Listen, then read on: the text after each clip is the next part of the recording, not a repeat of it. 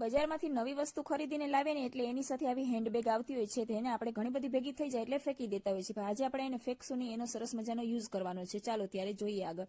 આ રીતે મેં એક બોટલ લઈ લીધેલી છે અને એના માપની આ રીતે મેં એને હેન્ડબેગને કાપી લીધેલી છે. અને પછી બીજી એક હેન્ડબેગ લઈ અને એવી જ રીતે હું ફરીથી બીજી પણ કાપી લઉં છું. આ રીતે બે હેન્ડબેગ ભેગી કરી દીધેલી છે, કાપીને સરસ રીતે તૈયાર કરી દીધેલી છે. હવે આ રીતે જે પેલી બેગનું હેન્ડલ હતું ત્યાંથી આપણે આ રીતે વચ્ચેથી કટિંગ કરી કાપડ કાઢી લઈશું, જેથી અંદર હાથ સરસ રીતે જઈ શકે.